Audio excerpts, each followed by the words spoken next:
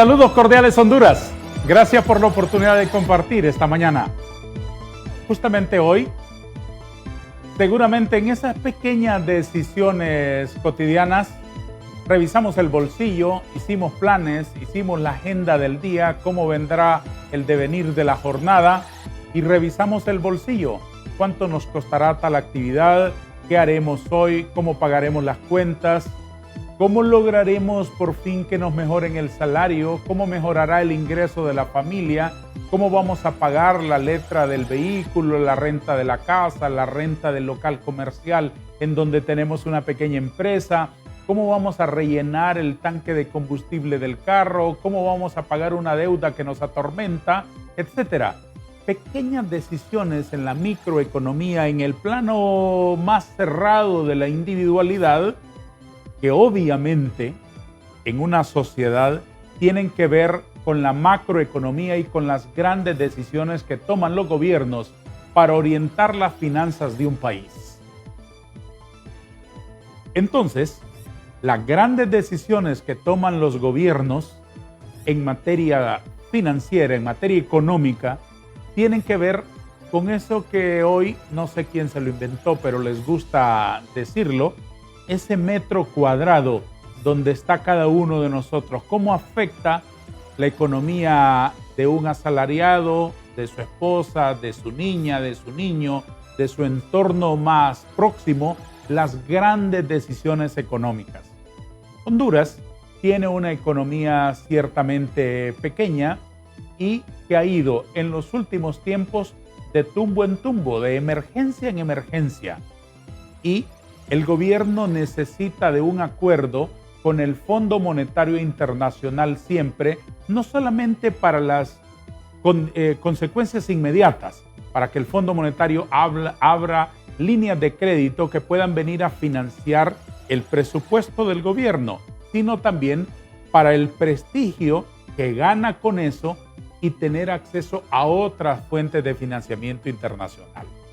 Yo sé que el tema a veces es enredado, complejo, y por complejo y enredado a veces nos colocamos de perfil o de espaldas a esos asuntos macroeconómicos, pero es importante entenderlo porque tiene una conexión irrompible con la economía particular, con esa pequeña decisión de esta mañana de cuánto vamos a invertir, cuánto vamos a gastar, cuánto vamos a pagar de nuestros bolsillos el día de hoy. Por eso les invito a que se queden con nosotros para entender a profundidad la economía hondureña y la revisión que actualmente desarrolla el Fondo Monetario Internacional con expertos que tienen la gentileza de apartar un rato de su tiempo en esta jornada matutina y venir a ilustrarnos con su sabiduría y conocimiento.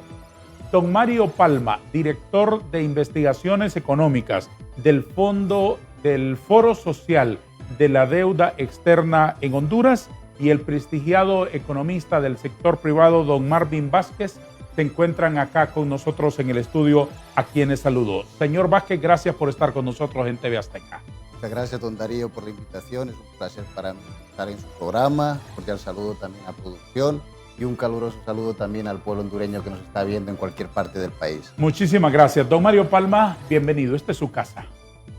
Muy buenos días, don Darío. Muchas gracias por la invitación a este foro que es tan relevante y tan importante para la vida nacional en un tema de economía. Así que un saludo, ¿verdad?, a todos los que nos ven y nos escuchan a lo largo y ancho de nuestro país. Esperemos que nuestras aportaciones el día de hoy nos ayuden a construir eso que los hondureños aspiramos, que es una mejor sociedad. Desde luego.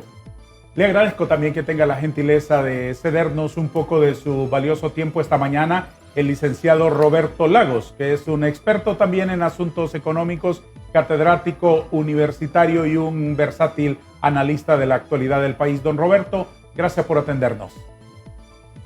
Buen día, licenciado Darío. Un gusto estar con ustedes y un gusto compartir con sus panelistas y un saludo al pueblo hondureño. Empecemos con usted. ¿En qué consiste el acuerdo con el Fondo Monetario Internacional?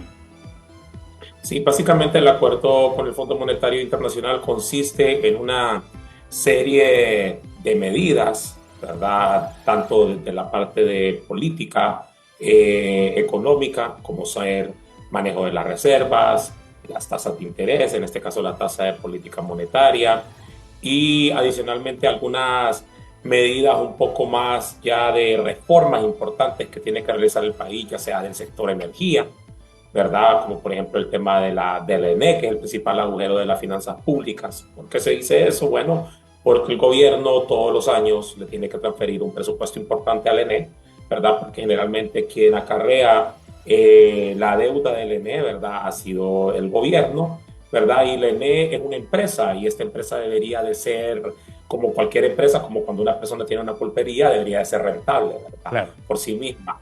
Y en este sentido también hay una serie de metas con respecto a temas de fideicomisos, con respecto a temas de transparencia fiscal, y todas estas medidas le apuntalan o le apuntan básicamente a estabilidad macroeconómica. ¿Qué significa eso, verdad?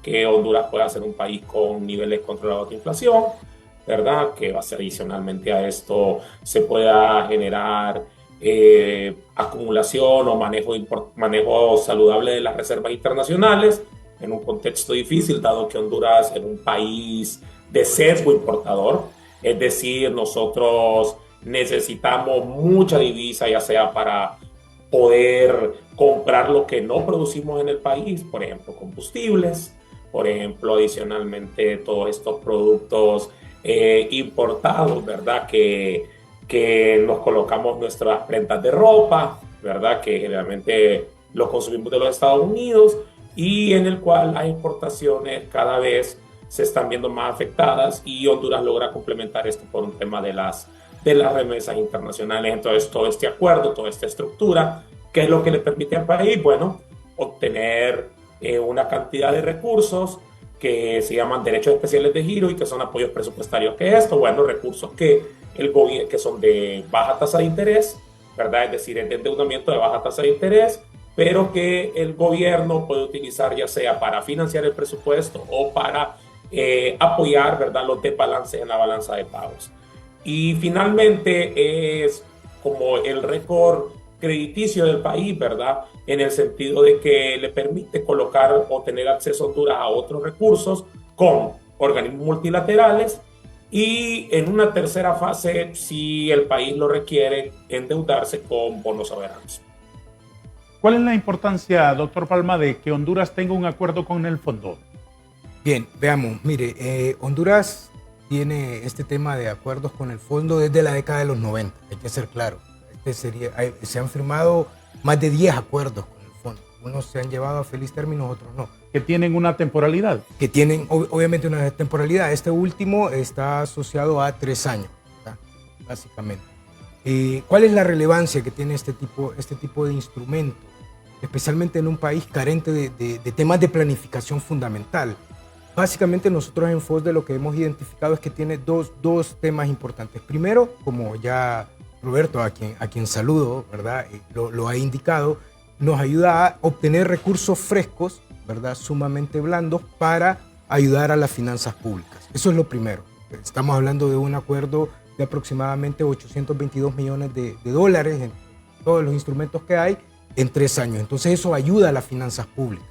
Y segundo, y que es el más relevante, es que genera confianza en la economía. Mire, lastimosamente nuestra economía es tan débil, estamos tan vulnerables, que este tema del acuerdo se vuelve prácticamente trascendental en el sentido de todos los análisis de riesgo del país. Es decir, primero, en septiembre del año pasado que se firmó, nosotros pudimos ver cómo automáticamente hubo una reacción en el índice de riesgo país. En cuanto se firmó el acuerdo, el índice de riesgo país disminuyó. Por lo tanto, entonces, mantener ese acuerdo generaría confianza que es tan necesaria para dinamizar la economía nacional. Eso, a nuestro juicio, en FOSDE son dos de los principales importancias que tiene el acuerdo. ¿Cuáles diría usted, licenciado Chávez, que son otros beneficios de que la economía hondureña, que el gobierno hondureño tenga suscrito un plan económico en el corto, en el mediano plazo con el Fondo Monetario?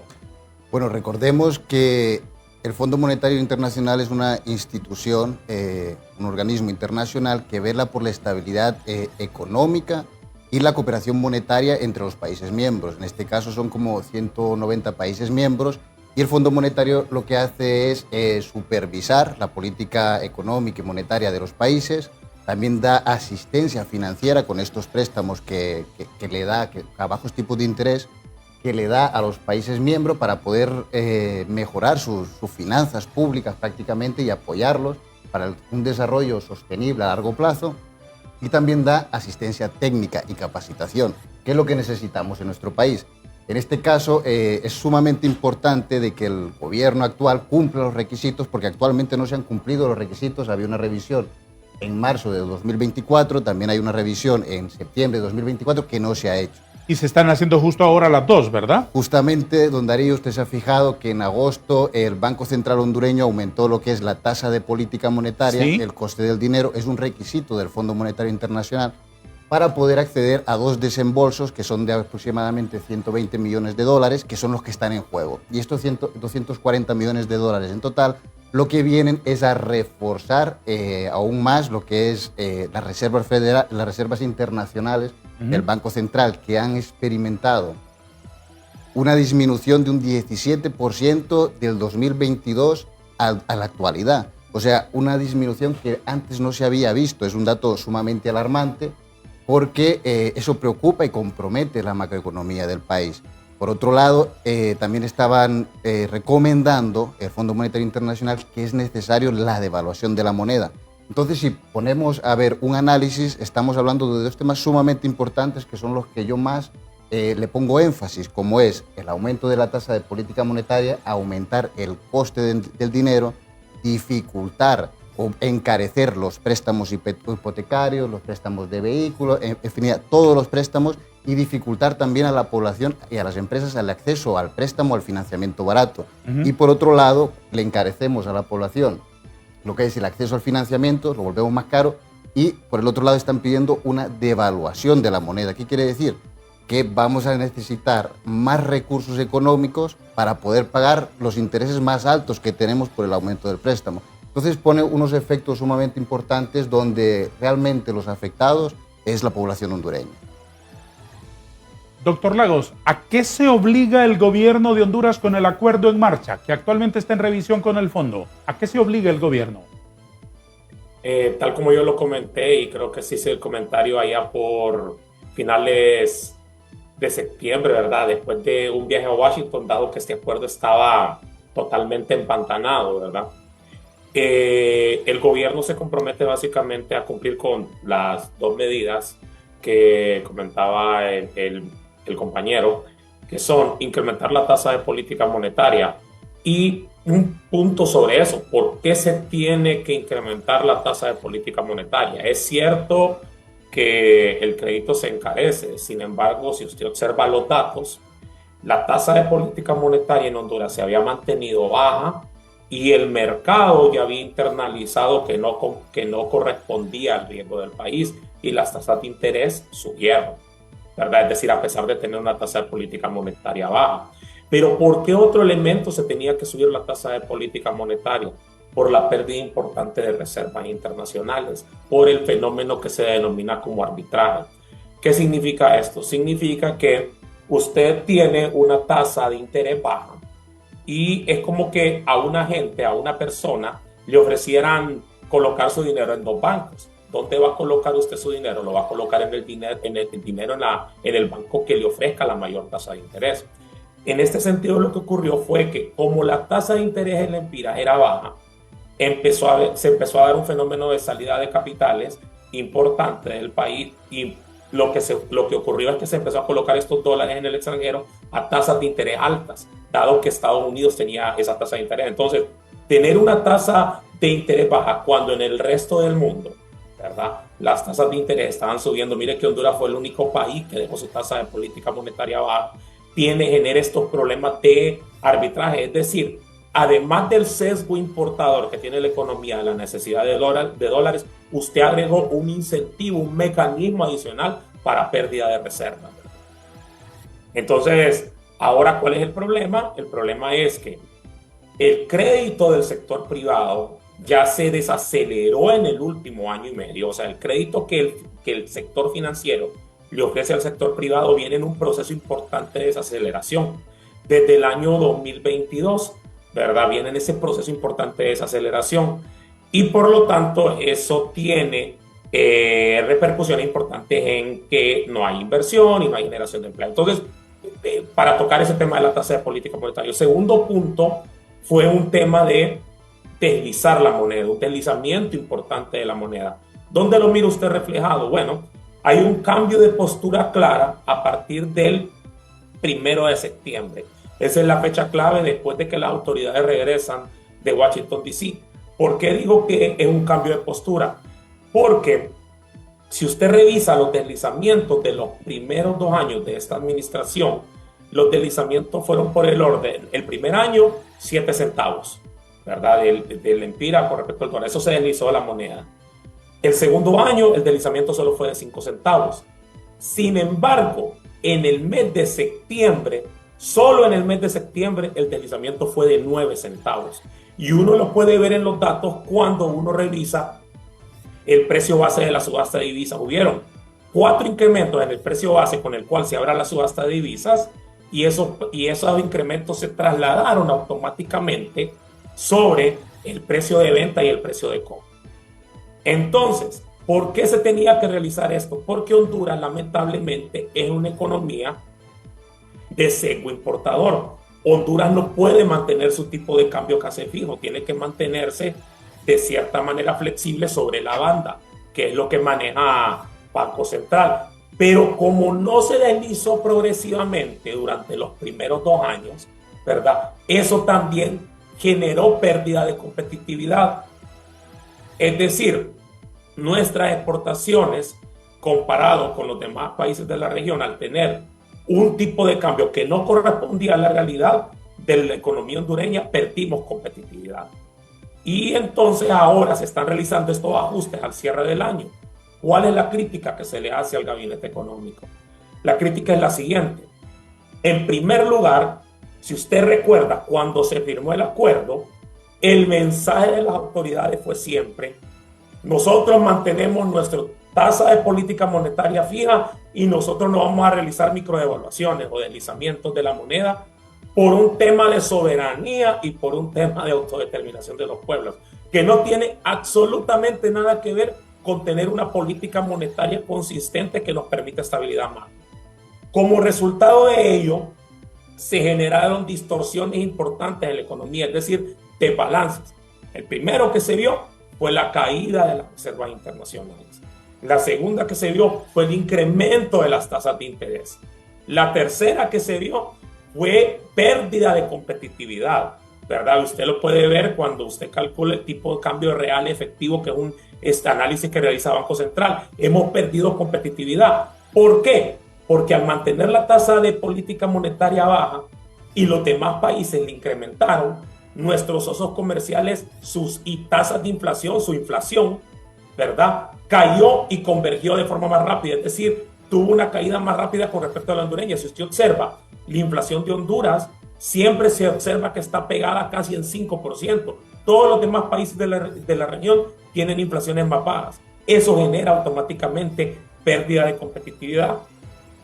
Y entonces, por lo tanto, ahora nos encontramos en el punto que para poder rescatar el acuerdo se tienen que realizar todos estos ajustes, ¿verdad?, que el fondo está solicitando, adicionalmente al otro problema que se generó, que fue el tema de acceso a dólares. Usted mira que en Honduras, de cierta manera, existe un cepo, ¿verdad?, en el cual es muy difícil tener acceso a dólares, ¿verdad? Las empresas tienen que realizar muchas transacciones, esto incrementa sus costos, ¿verdad? Y los costos generalmente se le trasladan al consumidor final. Por lo tanto, se tiene que resolver también el tema del sistema de subasta de divisa. Entonces yo le enfocaría en esos mensajes. Vamos a la primera pausa de nuestro foro Hablemos con Hechos. En instantes retomaremos la conversación.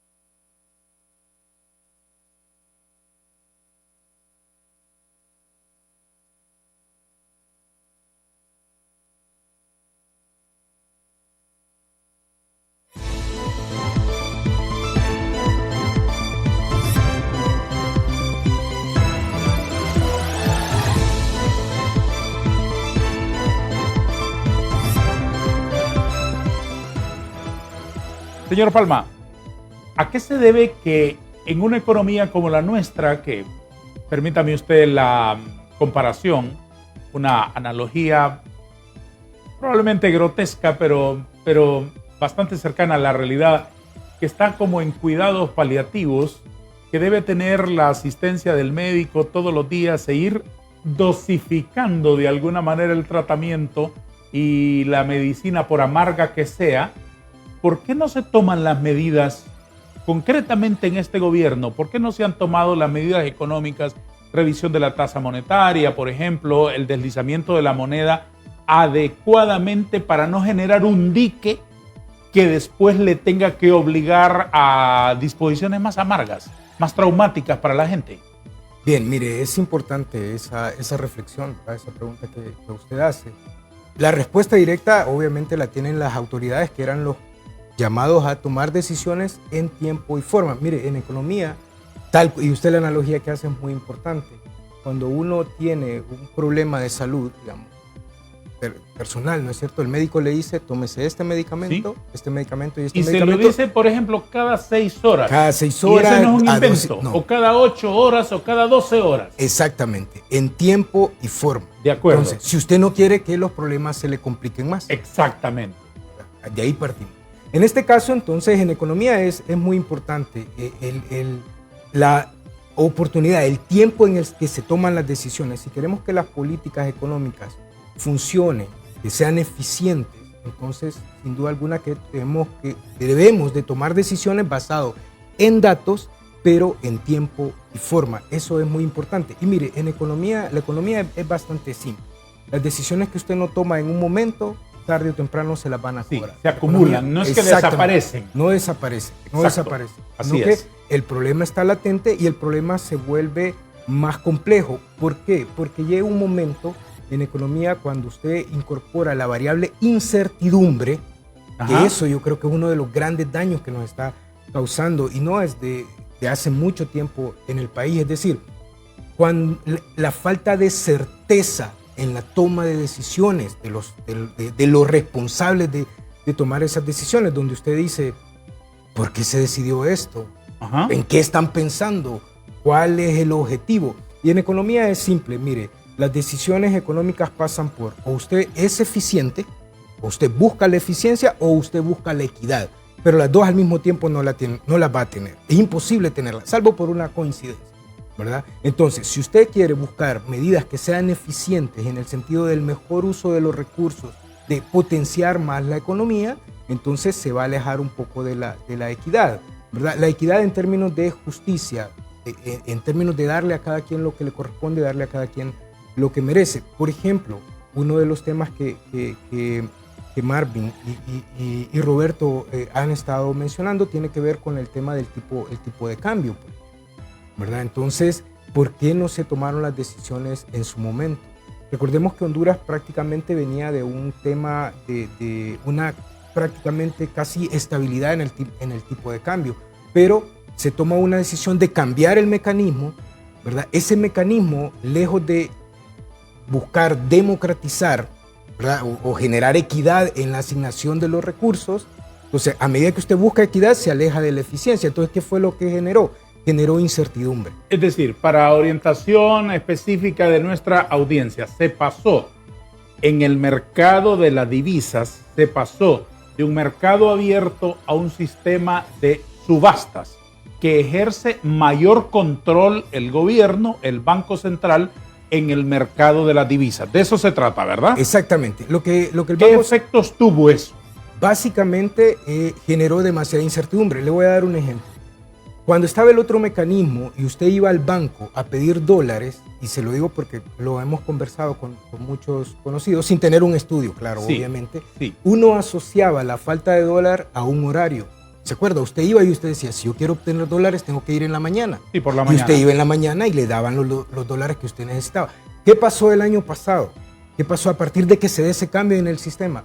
La gente empieza a asociar la falta de dólares no al hecho de un horario, empieza a asociar la falta de dólares a que no hay dólares en el mercado. Pero realmente sí hay dólares en el mercado. El tema es que el mecanismo que se dispuso, ¿verdad?, dificultaba. Restringe. Exacto, entonces genera lo que se llama lo que se llama incertidumbre. Entonces, cuando usted en un modelo económico incorpora esa variable de la incertidumbre, todo se vuelve más complejo. Entonces, ¿qué fue lo que la gente empezó a decir? Ya un poco Roberto lo mencionó, las personas empezaron a buscar, mire, el mercado actúa en función de intereses y yo voy a ir a dejar mi dinero donde me paguen mejores intereses. Eso es así, aquí y en la China.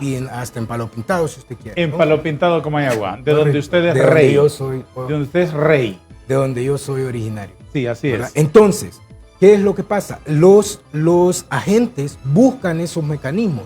Entonces, ¿qué fue lo que pasó? La gente empezó a ir y decía, fíjate que fui al banco temprano y no habían dólares. No, es que no hay dólares. Entonces se genera esa bola de nieve. Entonces, ¿qué empieza a hacer la gente? Entonces usted, no sé si se acuerda que se escuchaba el año pasado, obviamente hay muchas estrategias ahí, la gente decía, pero es que es posible que vayan a congelar las cuentas. Ajá. Entonces, ¿qué fue lo que hizo la gente que tenía dólares? La fue a sacar.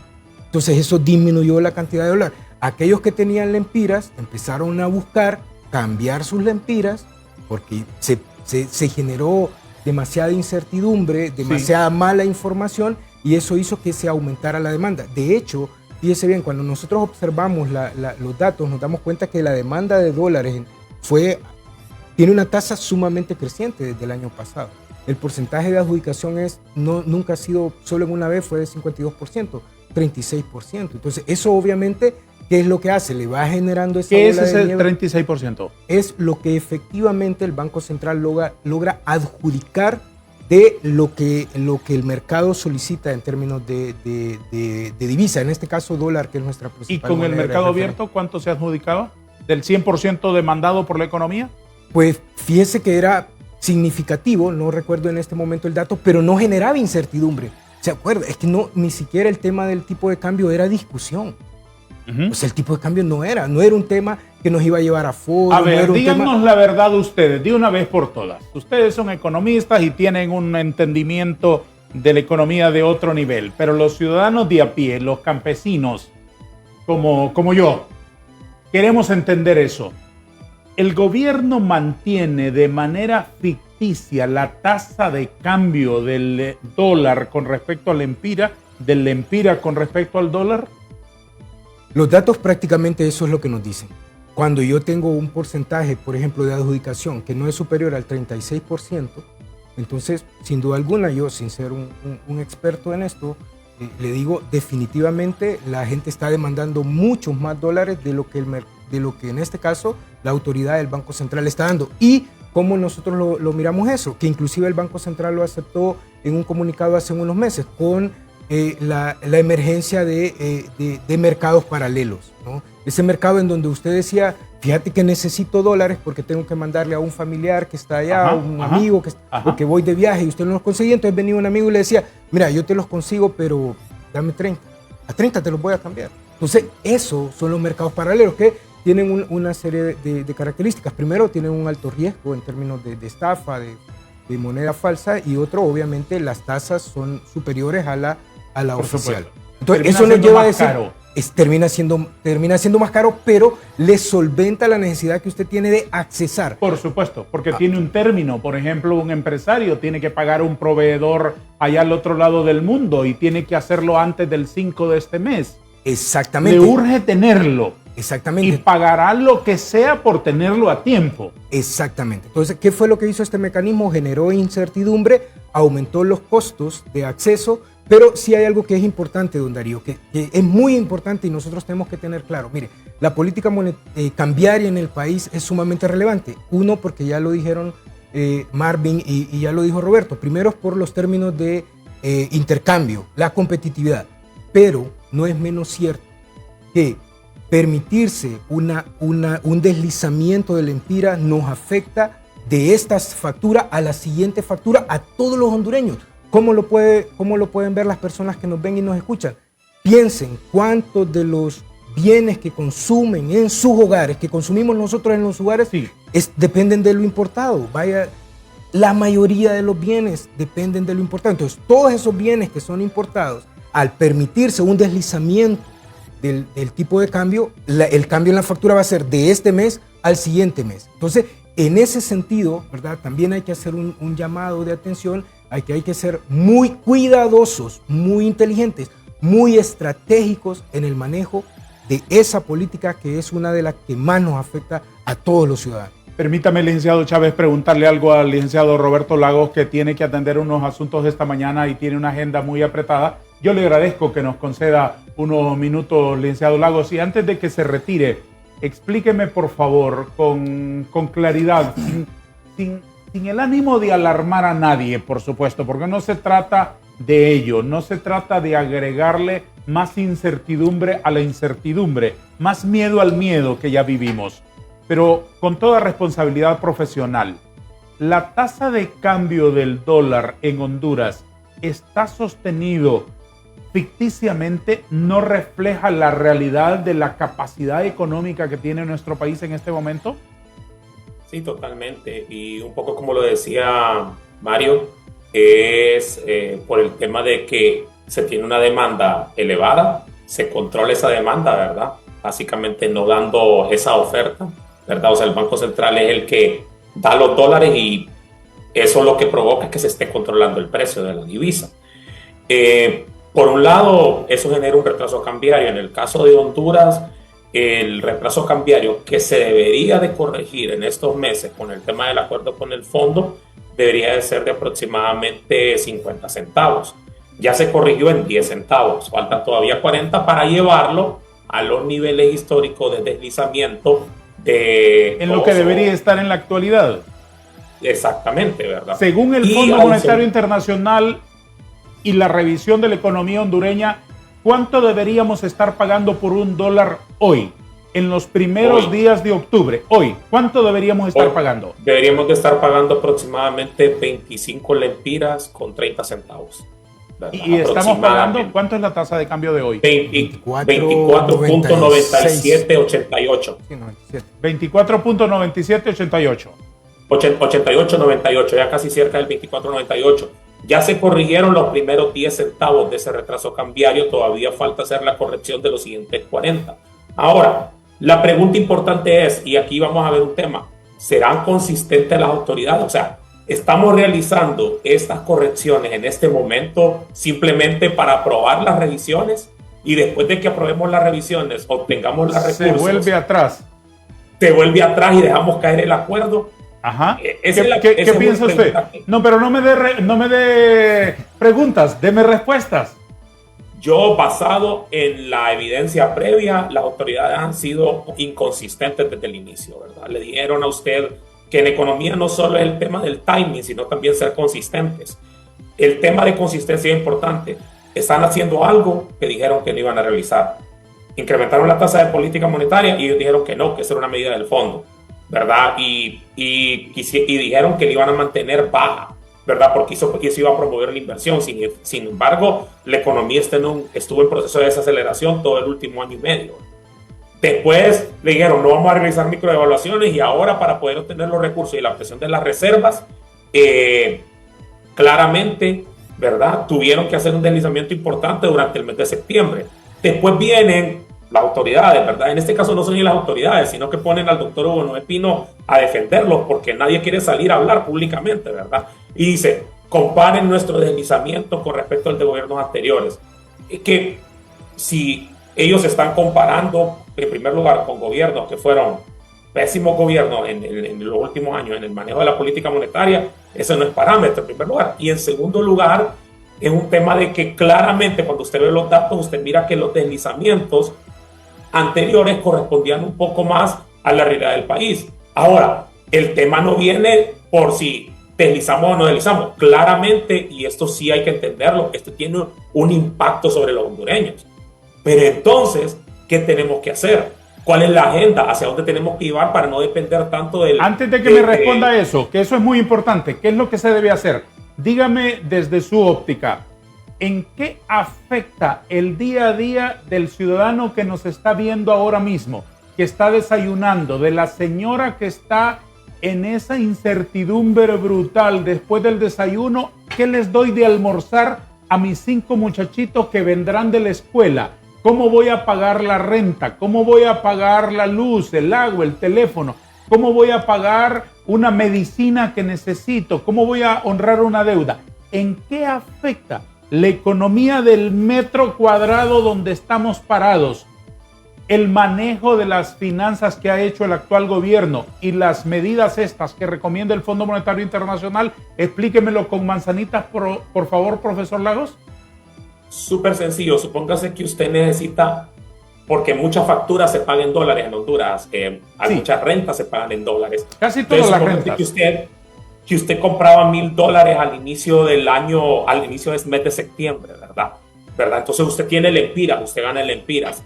Al final del mes de septiembre usted necesitaba casi 100 lempiras más para poder comprar esos $1,000, ¿verdad? O sea, necesitaba producir, pero su sueldo no se incrementa en el mismo ritmo, ¿verdad? Usted no le dieron un incremento salarial. Entonces ese es el impacto, ¿verdad? Si usted necesitaba comprar $1,000 comparando el inicio de septiembre contra el final de septiembre, usted necesitaba 100 lempiras más para poder comprar esos mismos $1,000. Ahora póngalo en presupuestos más grandes. Supóngase que usted es un importador y usted, en lugar de comprar $1,000, usted necesita comprar $100,000 de mercancía.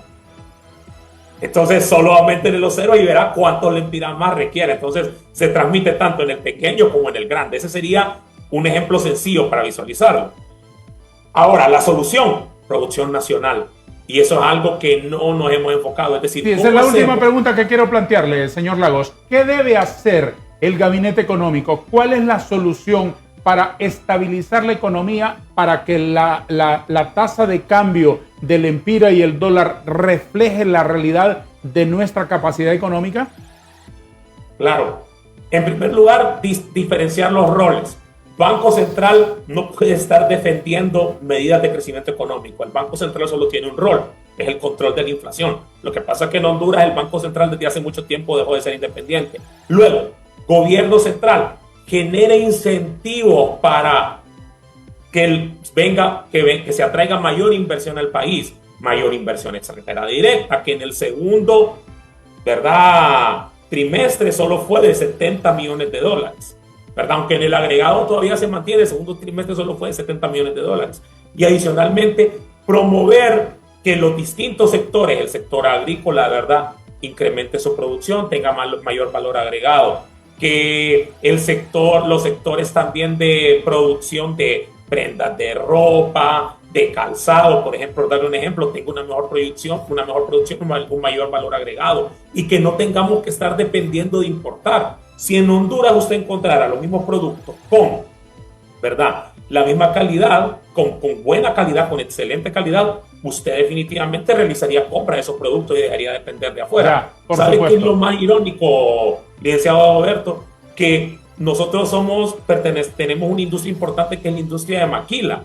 Y entonces, ¿por qué no promovemos una industria de maquila, ¿verdad?, que pueda generar prendas, ¿verdad?, o que pueda generar bienes que se utilicen dentro de la economía hondureña para producción nacional? Pero ¿qué es lo que pasa? Se produce una camisa en Honduras. Esa camisa en Honduras va a Estados Unidos. En Estados Unidos solo se le pone el sellito de Tommy o de Hanes y luego viene de regreso a Honduras y se vende más cara, ¿verdad? Entonces, ¿cómo promovemos la producción nacional, verdad? Y mire, clave esto, porque en el último mes, ¿cuántas empresas se fueron? 3. ¿Cuántos empleos se perdieron? 3,000, ¿verdad? Entonces, esos empleos que se perdieron, esa cantidad de divisa que iba a entrar por el tema de exportación, ¿verdad?, cayó. Sin embargo, nuestras importaciones siguen siendo importantes y relevantes. Producción nacional, por ahí viene. Muy bien, doctor Lagos, una última cuestión para que me la conteste con una cifra. De los dígitos que usted quiera, ¿con cuánto califica el gabinete económico? Por sus hechos, por los resultados que tenemos en los últimos 3 años. Al gabinete económico, que no sé si existe, no sé quiénes son, no sé quiénes lo integran, pero a quienes toman las decisiones económicas en Honduras. De 1 a 100, ¿con cuánto? De 1 a 100. ¿O de 1 a 10? 10%. Y empezaron 10%, con lo visto hasta la fecha, 10%. Yo sí soy duro en cuanto al manejo, porque fueron inconsistentes y le hizo falta timing en la aplicación de las medidas. Veamos si después del acuerdo con el fondo mejoran en la consistencia. Yo la verdad soy muy escéptico. ¿Por qué? Se viene año electoral. Los datos muestran que en año electoral se incrementa el gasto, ¿verdad? Y que adicionalmente también básicamente nos desenfocamos de los problemas importantes del país. Entonces, de repente por el tema de gasto social, le podría subir la nota 30%, pero para mí están súper reprobados. Y usted lo mira en el último informe de Standard & Poor's, probablemente el Fondo Monetario, proyección, vamos a aprobar el acuerdo con el fondo. ¿Por qué? Porque se están realizando las medidas que el fondo está pidiendo en este momento. Esa es mi proyección. Que Gracias, las revisiones se van a aprobar, lo cual es bueno para el país. Gracias, señor Lagos. Espero que disfrute de una tacita de café hondureño, que tenga la generosidad a alguien de acercársela allí en su oficina y que tenga un lindo día hoy. Gracias por su gentileza. Muchas gracias, licenciado Alberto. Muchas gracias. Vamos a una pausa y voy a aprovechar para servirles aquí más café a nuestros invitados. La tercera taza para don Mario y la 16ª taza para don Marvin. Avanza la mañana. Hay más café aquí. En breve retomamos la plática con nuestros invitados aquí en el estudio.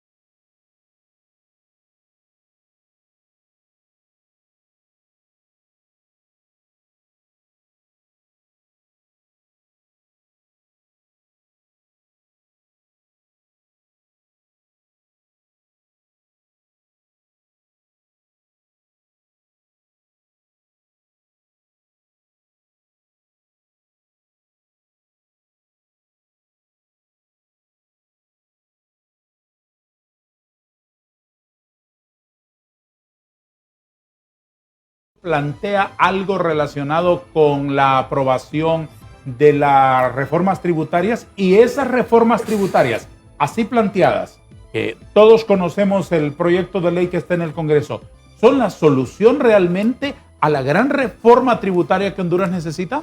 Bien, mire, eso está dentro de las metas estructurales también. Tenemos metas cuantitativas que tienen que ver con dinero, mejorar recaudación, pero también tenemos metas estructurales. Dentro de las metas estructurales está la Ley de Justicia Tributaria. En este caso, recordemos que, por ejemplo, el FOSDE hizo un análisis de la propuesta de Ley de Justicia Tributaria. Mire, partamos de algo que todos los que estamos aquí y seguramente los que nos escuchan vamos a estar de acuerdo.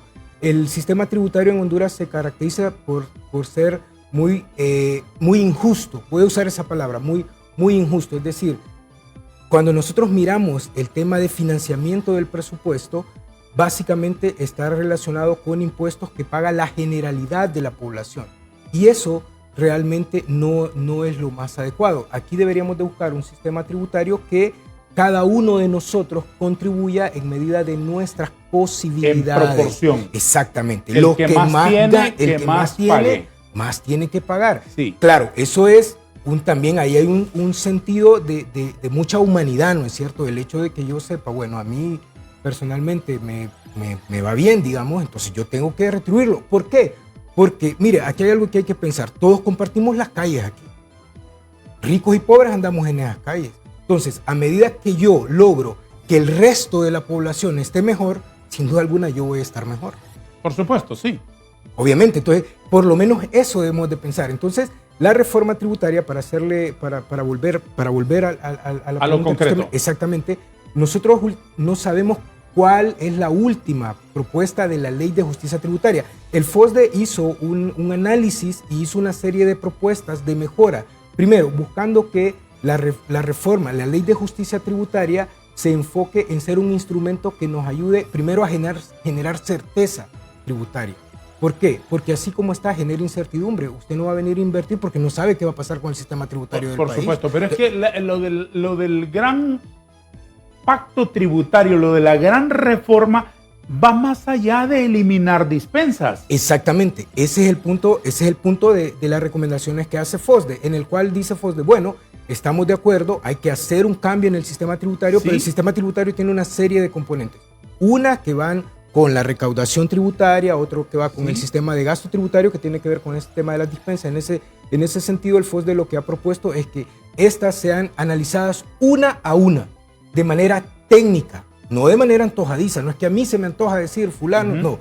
Se revisen de manera técnica, lo más técnico posible, y aquellas que han funcionado se mantengan. Y las que no han funcionado, definitivamente que se reformen, que se busque la manera que contribuyan, generar certeza. Y también el tema del gasto público. Mire, el gasto público es muy importante. A eso vamos a entrar. Después de lo fiscal, vamos a entrar a la racionalización del gasto, a la efectividad del gasto y a distinguir una cosa importante que en el presupuesto general de ingresos y egresos de la República algunas veces se disfraza: la inversión social. ¿Qué es inversión social? ¿Qué es efectivamente ese valor? Lo haremos en el siguiente segmento porque llegamos a la hora en punto y es el momento de darle la palabra a nuestros patrocinadores tan gentiles.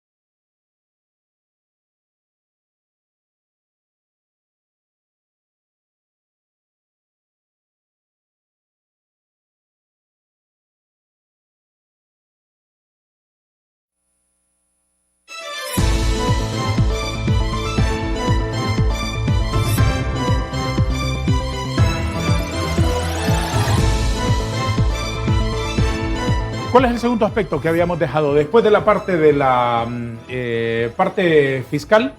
Bien, lo que le mencionaba es que el acuerdo tiene una serie de metas que tienen que ver y tiene una serie de objetivos, ¿verdad? Que pasan por todo un tema de sanidad, de saneamiento económico. Tienen que ver, como ya se mencionó, manejo de reservas, el tema de la política de endeudamiento, eso es muy importante, está dentro del fondo, dentro del acuerdo del fondo, buscar mecanismos alternativos, le llaman ellos, de financiamiento. ¿Y el manejo del gasto? gasto, a eso voy, el manejo del gasto público, que es muy importante. Y mire, de nuevo volvemos al punto, esto no tiene que ser porque el fondo lo dice, ¿no? Tiene que ser porque básicamente el presupuesto es el principal instrumento que tienen los tomadores de decisión para afectar la vida de cada uno de nosotros, para afectar el cotidiano. Si hay algo en lo que ellos lo pueden hacer, tiene que ver con el presupuesto, entonces ser eficientes. Por ejemplo, si nosotros observamos los últimos datos de ejecución presupuestaria, andan en términos generales 57%, pero lo que es preocupante es la inversión productiva. La inversión productiva es sumamente baja, no alcanza ni el 30% en prácticamente los primeros 9 meses. ¿Qué es inversión productiva? La inversión productiva es aquella inversión que nos vuelve competitivos, es la inversión en infraestructura física, carreteras, puentes, aeropuertos, puertos, toda esa inversión que nos vuelve competitivos, que hace que Honduras facilite las dinámicas de comercio, facilite las dinámicas productivas y que sea un buen destino de inversión. Nosotros en FOSDE el año pasado, que nos tocó estar en las audiencias del presupuesto, uno de los puntos que nosotros sugeríamos, ¿verdad?, tiene que ver con buscar la eficiencia, mejorar esos indicadores. ¿Por qué? Porque la ejecución del gasto sigue siendo bastante tradicional. No hemos cambiado nada en la ejecución del gasto. Y no estoy hablando de este gobierno, esto es histórico. Sí, de acuerdo. Los primeros 9 meses prácticamente la ejecución es sumamente baja. Básicamente sueldos y salarios, y en este caso de la actual administración, el tema de pago de servicio de deuda, que es lo que... ¿Por qué es así? Mire, cuando uno habla con la gente de finanzas hay un tema que tiene que ver y que tiene que ser parte de una revisión, porque queda mucha, me lo explicaban la vez pasada y me decían, fíjese que tiene una razón de ser, me decían ellos. ¿Por qué? Porque lo que pasa en los últimos meses del año, lo que hay es que se compromete mucho presupuesto, pero no se ejecuta realmente. Entonces, ¿qué pasa? Ese presupuesto pasa para el siguiente año. Entonces, por eso es que los primeros meses del siguiente año prácticamente se trabaja con lo anterior. Esto obviamente es algunas discusiones, algunas conversaciones, no discusiones, conversaciones que hemos tenido con personas técnicas. ¿Pero es un asunto estructural o es un asunto de eficiencia de los funcionarios? Es un asunto de eficiencia que se convierte en un tema estructural porque es histórico. Y fíjese que es lo más preocupante. Si usted se fija, por ejemplo, si yo voy a hablar de construcción, ¿cuál es la mejor época para construir? Los primeros 6 meses del año, que es una época de verano. Porque construir... Se necesita ser sabio para entender eso. Estamos de acuerdo. Entonces, ¿qué pasa cuando yo voy a construir en los últimos meses del año cuando está en la época de invierno? Es más caro. Claro. Las obras no duran lo suficiente porque por hoy supuesto. bueno, usted lo puede ver con las calles. Hoy las asfaltaron, cae la tormenta y ya mañana están destruidas. Sí, entonces, necesitamos cambiar eso. Esta administración se propuso lo que se llama, que la vez pasada en este foro con usted lo conversábamos, el famoso presupuesto base cero, pero de eso solo fue una intención, de eso no hay nada. La ejecución del presupuesto sigue siendo tradicional. A estas alturas, ¿cuánto se ha ejecutado del presupuesto del 2024 en octubre? 57% en términos generales y un 26% en términos de inversión productiva, ¿verdad? Que eso es lo más importante. De hecho, fíjese bien, de la inversión pública, el 80% de la ejecución está asociado a inversión social, ¿verdad? Y eso quiero que hablemos sobre eso. Le pregunto, don Marvin Vázquez, en el presupuesto general de ingresos y egresos de la República hay un gran renglón que se llama inversión pública. Y el gobierno nos habla de macrocifras como para sacar pecho, digamos, para sentirse orgulloso y decir, en nuestro gobierno la inversión pública alcanza niveles que nunca había alcanzado. Vamos a ver, cuando entramos a la letra pequeña de la inversión pública, ahí están metiendo tanto el enorme renglón del gasto social becas, ayudas, bastones, sillas de ruedas, lentes, cariñitos para la gente, ayudas para un ataúd, etcétera, etcétera, etcétera. Y se está metiendo también la inversión productiva. Los 14.000 millones de lempiras para carreteras, que se repara el aeropuerto de San Pedro Sula, etcétera, etcétera. Por favor, explícitenos, ¿cuál es la realidad de la inversión pública en Honduras en este momento? La inversión pública va destinada a mejorar la calidad de vida y el bienestar de la población. Hay muchos en base a proyectos, ¿no? Hace poco aprobaron tres préstamos importantes, un préstamo de 20 millones de dólares para programas de reinserción laboral, algo positivo, que tendría un impacto positivo ya que viene a reducir lo que es la informalidad y también a generar la integración de empleo formal. De acuerdo. Después se aprobó otro préstamo, que es un programa para un préstamo, son programas que de transparencia y desarrollo sostenible, 24.5 millones de dólares. Algo positivo porque viene a generar confianza al inversionista y que viene a generar una distribución más equitativa, un crecimiento más equitativo. ¿Y el tercero? Y el tercer préstamo fue de alrededor de 94.6 millones, por ahí más o menos, de dólares también, que viene a un programa de inversión social de carreteras resilientes, que viene a lo que es al proyecto de libramiento del progreso, de la carretera del progreso, que es algo bueno también, que tendría un impacto positivo, ya que mejora la conectividad y la logística del país, reduce los costos de transporte, sí, mejora la competitividad y genera empleo, ¿no? Todo lo que es inversión en infraestructura genera empleo. Sin embargo, ¿qué pasa, don Darío? Lo que pasa es que se aprueban estos, y no de ahora lo digo, ¿no? Sino de la historia de nuestro país, lamentablemente, se aprueban esos préstamos millonarios, y por la corrupción, la malversación de caudales públicos, la poca rendición de cuentas, la poca transparencia, etcétera, ese dinero, esos préstamos que van para proyectos en inversión social que pueden tener un impacto positivo en la economía y en la sociedad, se pierden y por lo tanto lo que se genera es un mayor endeudamiento para el país. Por lo tanto, actualmente ya tenemos más del 50% del Producto Interior Bruto con deuda, entre deuda interna y deuda externa. Las proyecciones para el cierre del 2024 es de 17.000 millones de dólares, o sea, un endeudamiento elevado, y no vemos tampoco que hay una mejora sustancial o importante en la recaudación fiscal. La diferencia con el gasto social. Gasto social. Van proyectos como esos Red Solidaria, son proyectos que vienen a darle, que antes, como en gobiernos anteriores, se daban... La diferencia de eso con inversión productiva. Inversión productiva, inversión en carreteras, en sectores como salud, educación, escuelas, todas generan un bienestar para la población. Sin embargo, unas es para mejorar la competitividad y otras son para ayudar a las personas más vulnerables del país. A ver, ¿qué opinan del presupuesto planteado en el Congreso? ¿Cómo lo ha visto? Bueno, el presupuesto para este año... Para el 2025, para 2025, sí. De eso hablamos. Que han estado hablando para el 2025, creo que ha tenido un incremento acorde a lo que es la inflación, nada que ver comparado con los incrementos exponenciales que tuvo en 2022. Recordemos que por el decreto de la crisis financiera que el actual gobierno determinó allá por abril de 2022, hubo un incremento sumamente importante.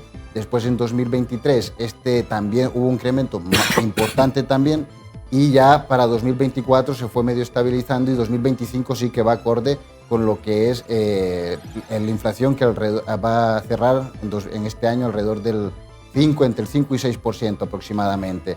Sin embargo, lo que hablaba mi compañero, estamos viendo cómo hay una baja ejecución presupuestaria y por lo tanto no se están cumpliendo, al no ejecutarse el presupuesto, quiere decir, en términos sencillos, para que nos entienda la población, es que no se están cumpliendo las necesidades del pueblo hondureño. Hay muy poco margen que tienen las instituciones para inversión, para invertir en compra de activos, mejorar los sistemas que tienen las instituciones públicas, porque prácticamente la mayor cantidad del dinero asignado va para el pago de salarios de los funcionarios. Señor Palma, ¿cómo conduce la economía de Honduras el actual gobierno de la familia Zelaya? Bien, mire, ahí tenemos un gran desafío. Si nosotros observamos los indicadores, por ejemplo, que ya se han hablado aquí, el último dato del IMAE, por ejemplo, que es un documento, un análisis que hace el Banco Central del sistema productivo, nos damos cuenta que efectivamente en términos de crecimiento estamos en 4.7%. Es el último que tengo, no sé si hay uno más actualizado, en junio de este año, junio-julio de este año. Pero fíjese bien qué importante es lo siguiente. Cuando nosotros analizamos y nos vamos al detalle de ese crecimiento, que vamos a decirlo aquí, es importante crecer, sí es importante crecer. ¿Es positivo crecer? Sí es positivo crecer. Pero fíjese bien, de ese 4.7, 4 puntos están explicados por crecimiento del sistema financiero. De los 4.7, 4 puntos están explicados por el sistema financiero, el resto está explicado por aumento del sistema de energía eléctrica, ¿verdad? En términos de generación eléctrica, el tema de comercio y el tema de construcción. Me voy a detener en el siguiente análisis. Los primeros que le mencioné no son altamente demandantes de mano de obra. Eso es un punto. Los sectores que en Honduras son tradicionalmente demandantes de mano de obra son el sector construcción, que sí tiene un signo positivo, el sector agroproductor, que tiene un comportamiento negativo de acuerdo a los datos del Banco Central, y el sector de maquila, especialmente el maquila textil, que tiene un comportamiento negativo. Entonces ahí está el gran desafío, es decir, ¿estamos creciendo? Sí estamos creciendo. ¿Es positivo que crezcamos? Sí es positivo que crezcamos.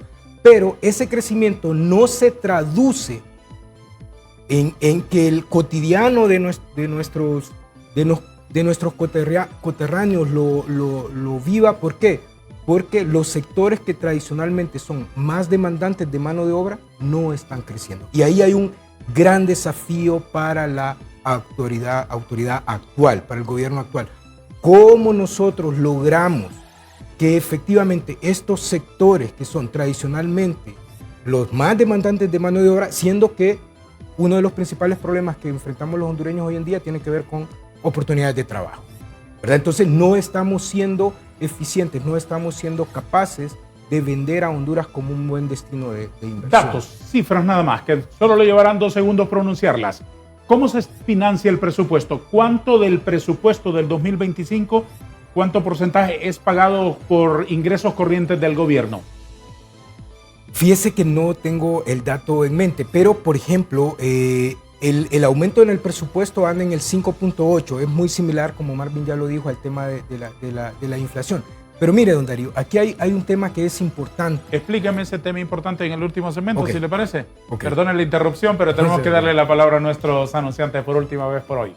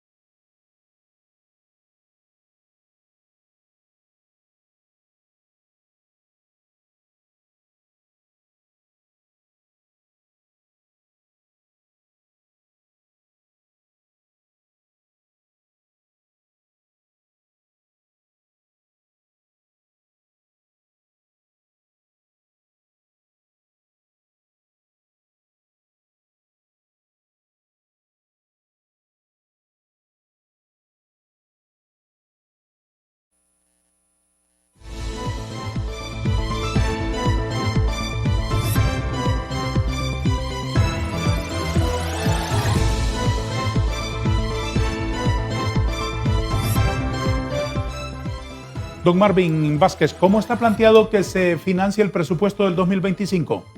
Bueno, principalmente los presupuestos generales de la República se financian a través de ingresos corrientes, ingresos fiscales, sí. Además de... Lo que pagamos los ciudadanos en la ventanilla donde nos cobran los impuestos. Correcto, mediante ingresos por impuestos, por otro lado, y endeudamiento. Una combinación de endeudamiento interno con endeudamiento externo. ¿De cuánto será la relación? ¿Será de 60-40, 70-30? No le podría decir, pero recordemos, no le podría decir un porcentaje exacto, pero sí tiene que ser, ya está tendiendo a ser más, como ha aumentado, ha mejorado un poco la recaudación, si bien es cierto, ha mejorado, podría ser que vaya disminuyendo este porcentaje. Sin embargo, el problema es que no se ha contenido lo que es el gasto público. Claro, por supuesto. Don Mario, el tema amargo de la deuda, ¿cuánto debemos? Bien, mire, nosotros hemos estado haciendo análisis en FOSDE al respecto de la deuda y hay varios datos. Lo interesante de la deuda es lo siguiente. ¿Qué es lo que nosotros hemos observado, lo que ha pasado en los últimos meses en el país? Lo que estamos adquiriendo es financiamiento con deuda interna, es decir, lo que estamos haciendo son los famosos bonos, ¿no es cierto? Que también son parte del acuerdo del Fondo Monetario. ¿Y qué característica tiene esta deuda? Esta deuda se caracteriza por ser poco concesional. Le voy a dar algunos datos. ¿Es más caro el dinero? Es más caro. Primero, es a corto plazo, estamos hablando de 10 a 15 años, tasas de interés entre 6 y 7% en promedio, y algunos se han colocado al 11%, ¿verdad? Eso es importante. Si lo comparamos nosotros con deuda externa, las tasas de interés de deuda externa son un poco más concesionales, estamos hablando de tasas de 4% máximo, con periodos de gracia y periodos de tiempo mucho más grandes. Y hay un tema que es importante, fíjese bien, y que tiene que ver con este tema del acuerdo con el fondo, que se logre el acuerdo, ojalá. ¿Por qué? Porque lograr el acuerdo con el fondo genera confianza en el país. Y esa confianza en el país disminuye el factor de riesgo. Y ese factor de riesgo se traduce en tasas de interés, ¿verdad? Entonces ahí tendríamos un punto que es importante, porque en economía es fácil, el riesgo se paga. Y entre más riesgo usted tiene, y eso es algo que debemos de entender todos los hondureños, especialmente aquellos que tenemos la posibilidad de comunicarnos con el resto de nuestros conciudadanos. Sí. A medida que nosotros generamos riesgo en nuestra economía, el mercado financiero reacciona instantáneamente con subidas de tasa de interés. Y eso obviamente vuelve más caro el acceso a crédito, vuelve más caro los créditos que Honduras ya tiene, pero también al volverse más caro el acceso a crédito, entonces se disminuye la inversión. ¿Cuál ha sido el incremento, en qué valores ha sido el incremento de la deuda en los últimos 3 años de gobierno? Fíjese que el dato específico no lo tengo, don Darío, le quedo deudor de eso, pero sí lo que nosotros hemos observado, como le digo, es que se está dando mayor dinamismo al tema de deuda interna, ¿verdad? ¿Por qué ocurre eso? Mire, eso porque no hay disponibilidad afuera, por el riesgo país y por el descrédito en el que ha caído Honduras. Puede ser, parte de eso puede ser porque no hemos sido capaces de ejecutar los créditos que ya venían. Por ejemplo, Marvin hace un instante le acaba de mencionar que este año, por ejemplo, los créditos que se han aprobado en términos de las principales fuentes de financiamiento multilaterales, que son BID, Banco Mundial y BESIE del país, se aprobaron hasta hace unas semanas atrás, digamos. Entonces, eso obviamente hace que casi todo el financiamiento esté pensado en términos de deuda interna. ¿Y qué es ejecutar los créditos? Ejecutar los créditos es decir, Honduras adquiere, por ejemplo, un crédito con un determinado ente financiero para hacer un determinado proyecto. Entonces, el hecho es que se logre llevar a cabo ese proyecto, ya que logremos ejecutarlo. Lo que nosotros manejamos es que no hemos ido. ¿Y a dónde lo podemos ver? Lo podemos ver con los datos de inversión productiva, ¿verdad? Que no nos dejan ¿Y eso por qué ocurre, doctor Palma? ¿Por falta de eficiencia de los funcionarios? Mire, ahí es importante lo siguiente. El año pasado está ocurriendo lo mismo que el año pasado y que el año anterior. Entonces lo que se nos decía es que había una curva de aprendimiento, una curva de aprendizaje, perdón, esa es la palabra, de los funcionarios públicos. Pero hoy estamos en lo mismo. Entonces, ¿qué es lo que nosotros... con ese cuento de la curva de aprendizaje, ¿Qué es lo que nosotros... Para empezar, el gobierno no es una escuela para que se tiren los primeros 2 años aprendiendo los funcionarios, porque la primera chamba que tienen es ser ministro de finanzas. Vamos a ver. Entonces, esas decisiones nos afectan a todos. Mire, esas decisiones nos afectan a todos. ¿Qué es lo que nosotros observamos en FOSDE? Nosotros el año pasado, cuando fuimos al Congreso a hablar sobre el tema del presupuesto, una de las observaciones que hacíamos es que hay que revisar los instrumentos que le dan posibilidad a los funcionarios públicos, porque también los funcionarios públicos dependen de un marco institucional. Entonces, claro, si ese marco institucional no es eficiente, yo puedo estar muy preparado. Digo, un funcionario público puede estar muy preparado, puede tener la mejor intención, pero si el marco institucional no le permite o le hace muy engorroso, que es lo que está pasando en términos de la ejecución, porque no es posible que sigamos con una ejecución que es tradicional, sumamente baja en los primeros 9, 10 meses y galopante en los últimos meses. Eso es totalmente ineficiente. Hay que revisar ese instrumento, hay que revisar los instrumentos que permiten el tema de inversión. ¿Qué puede decirnos, licenciado Vázquez, sobre este manejo de la deuda y la eficiente ejecución de los créditos? Bueno, en el Fondo Monetario Internacional recomienda, ¿no?, el uso también de endeudamiento interno. Esto es como una medida de diversificación del riesgo, o sea, poder acceder tanto a financiamiento externo, que tiene sus ventajas, tipos de intereses más baratos, o sea, periodos más extensos, periodos de gracia, y el financiamiento interno. ¿Qué ventajas tiene el financiamiento interno? Es un financiamiento local, no tiene problemas de diferencias cambiarias, pero si bien es cierto, tenemos que pagar un mayor tipo de interés. Entonces es prácticamente como estrategia de diversificación. Sin embargo, yo recomiendo siempre de que tenemos que buscar las autoridades, las instituciones competentes, ¿no?, como el Fondo Monetario Internacional, el Banco Mundial, que tienen diferentes programas incluso que nos dan financiamientos muy cómodos realmente para apoyar, más bien que van destinados a países con altas tasas de pobreza, como es el caso de nuestro país, Honduras. ¿Cómo califica usted el manejo de las reservas internacionales, que se han reducido en un porcentaje sustancial, 17% en los últimos años? Yo creo que ha sido caótico cómo se ha manejado lo que es las reservas internacionales de nuestro país, y es sumamente preocupante porque es un pilar fundamental que genera la estabilidad macroeconómica de todo el sistema financiero.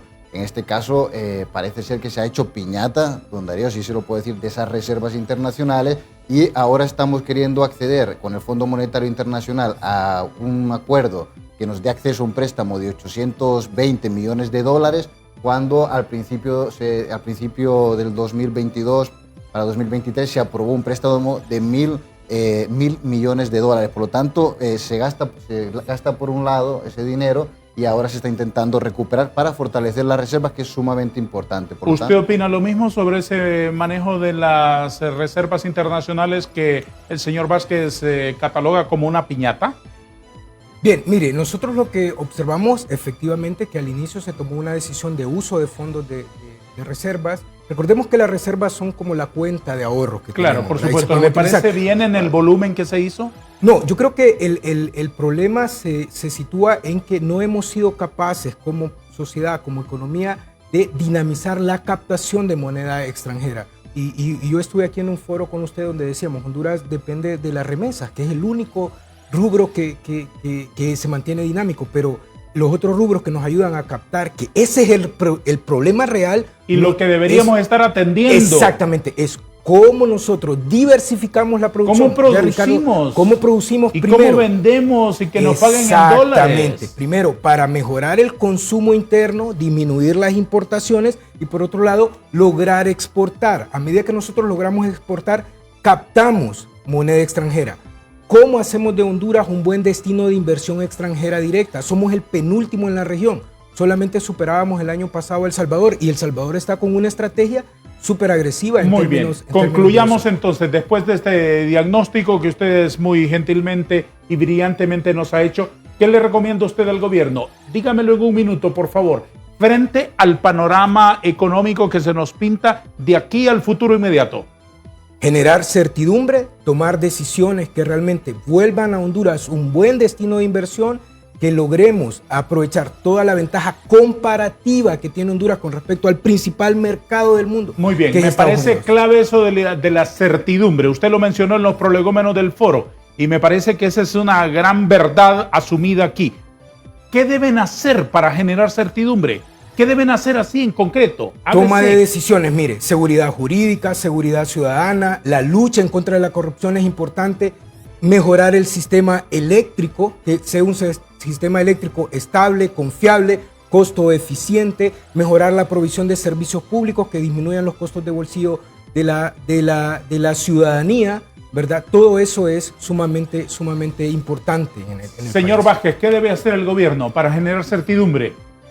Bueno, primero de todo, creo que es necesario la seguridad jurídica, seguridad ciudadana, atraer la inversión es sumamente importante y también en la actualidad, en el contexto actual, cumplir con las recomendaciones en tiempo y forma del Fondo Monetario Internacional. Asimismo, tienen que trabajar fuertemente para que no haya más incertidumbre que venga a aumentar el riesgo del país y sobre todo la aplicación de políticas proteccionistas para impulsar la producción nacional y disminuir ese aumento del 2.4% aproximadamente de las importaciones. Tenemos que producir y venderles al mundo y no al contrario, estarle consumiendo al mundo, que eso es lo que genera es un déficit en la balanza de pagos.